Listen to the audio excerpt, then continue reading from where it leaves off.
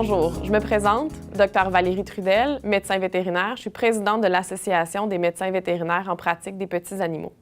Nous avons soumis notre candidature cette année pour le prix Coup de chapeau 2017 pour notre Semaine nationale de la stérilisation animale. Il y a 5 ans, on a créé la Journée nationale de stérilisation animale au Québec. Mais face à la grande popularité, on l'a vite transformé en une semaine nationale. On est la seule province au Canada à faire la promotion de la stérilisation de cette façon-là. On parle d'environ 1 millier de stérilisations qui sont faites bénévolement par les vétérinaires du Québec à chaque année, soit une valeur d'environ 750 000 $ qui sont faits en fourniture et en temps par les vétérinaires du Québec.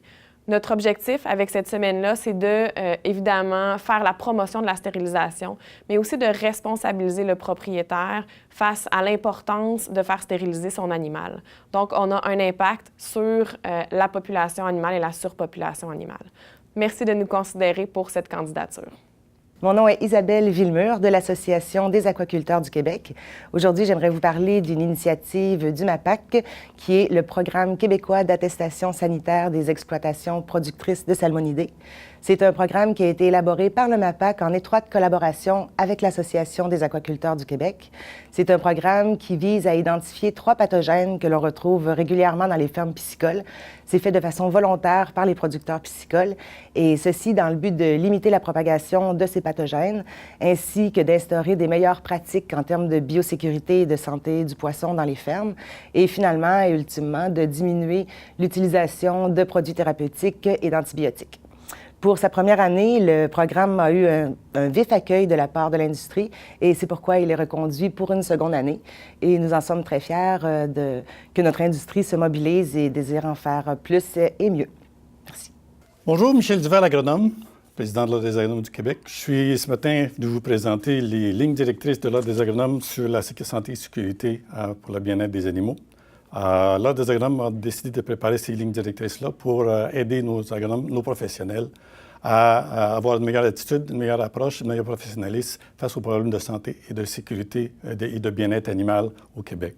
C'est un outil qui a été bâti en collaboration avec l'Association québécoise des agronomes en zootechnie, avec des experts en sciences, des experts en agronomie, des experts en comportement animal, qui sert à orienter le travail des agronomes dans le domaine de la santé et du bien-être animal au Québec. C'est un outil qui, pour nous, est indispensable pour leur permettre d'avoir une meilleure approche professionnelle au niveau du champ. Alors, on pense qu'avec cet outil-là, nos agronomes vont être capables de travailler plus efficacement pour atteindre les objectifs de la loi sur la santé et la sécurité des animaux. Je vous remercie. Bonjour, je me présente, Cécilien Bertium, éleveur de porc de la Beauce. Nous avons un projet, notre initiative pour les éleveurs de porc, c'est de mettre en place des actions concertées pour un développement durable et responsable de la production porcine par l'utilisation judicieuse des médicaments. Pour les éleveurs de porc du Québec, c'est fondamental de répondre aux besoins des clients puis par une approche concertée, par la formation et l'information des éleveurs à la base. Ça nous permet d'être en position de garder une compétition au niveau canadien et mondial pour s'assurer de la pérennité et de la continuité de notre production. Merci. Bonjour, mon nom est Lisiane Fortier. Je suis directrice des communications et du marketing aux éleveurs de volailles du Québec. Cette année, dans le cadre du prix Coup de chapeau, nous avons soumis notre candidature qui est certes différente des autres initiatives qui ont été probablement nominées avec nous. En fait, cette année, on a décidé de miser notre campagne publicitaire et communicationnelle avec tous les Québécois et Québécoises.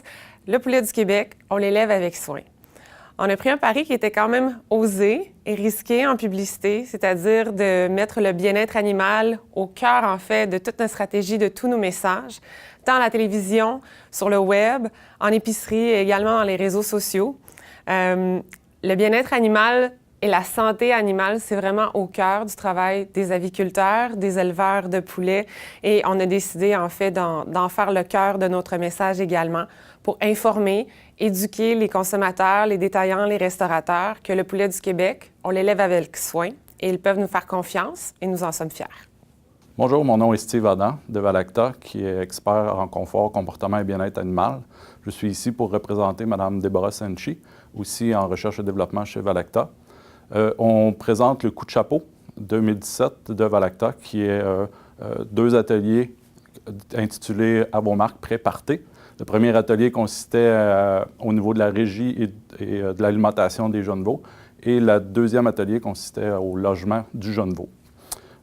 Cet atelier s'est déroulé durant l'hiver 2017 et on a rejoint 1300 producteurs au Québec pour améliorer la santé et le bien-être des jeunes veaux chez les fermes laitières. Alors bonjour, mon nom est Sylvain Boyer, je suis directeur du réseau et des partenariats au CIAC, le Centre d'insémination artificielle du Québec.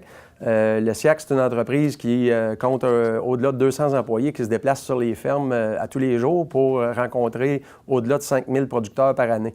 Ça nous a forcé à mettre en place une politique de biosécurité. On avait déjà des mesures de biosécurité qui étaient en place depuis plusieurs années avec chacun des employés.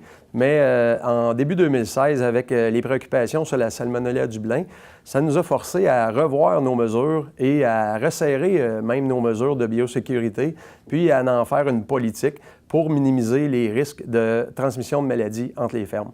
Alors, c'est ce qu'on a fait principalement au niveau, comme bon coup de l'année, au Centre d'insémination artificielle du Québec. Merci.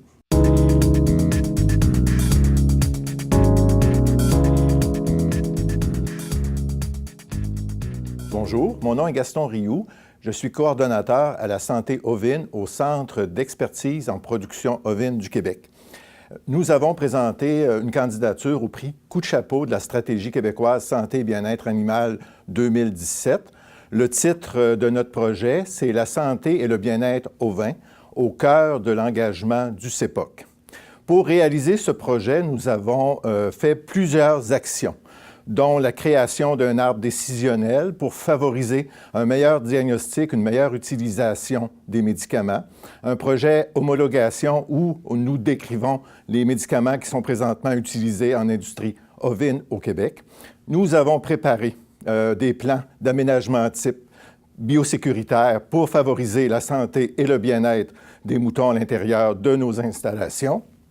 Et nous avons aussi réalisé plusieurs autres projets pour réaliser ça. Mais tout ça s'est fait en collaboration avec de nombreux partenaires, dont, bien entendu, le MAPAC, les éleveurs ovins du Québec, la Société des éleveurs de moutons de race pure du Québec, les universités de Laval, de Montréal et McGill, et de nombreux professionnels et collaborateurs éleveurs pour faire toute cette action ou ce projet, si on veut, bénéfique au bien-être et à la santé des moutons. Merci.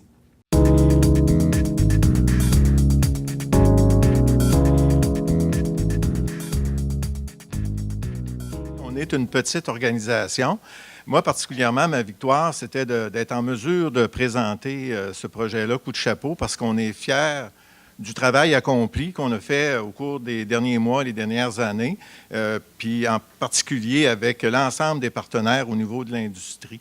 Je pense, puis je remercie aussi particulièrement le MAPAC, parce que le CEPOC a passé des mois ou des années difficiles au niveau financement, au niveau de tout ça, mais le MAPAC a cru en nous, nous a aidés énormément pour pouvoir soutenir l'industrie des petits ruminants, oui, mais des ovins en particulier. Et moi, j'ai la chance, oui, de représenter le CEPOC aujourd'hui, mais je remercie tous ces gens-là qui nous ont aidés, qui partagent avec nous la passion des petits ruminants puis des ovins. Je vois Anne qui est là à côté, qui est un partenaire inestimable, René Lalancette, Mme Zarnovican. Une petite équipe, mais avec des gens passionnés et avec c'est facile puis c'est honorant de travailler avec eux pour faire progresser la production ovine au Québec. Et la santé et le bien-être animal, c'est un défi de tous les jours. Merci.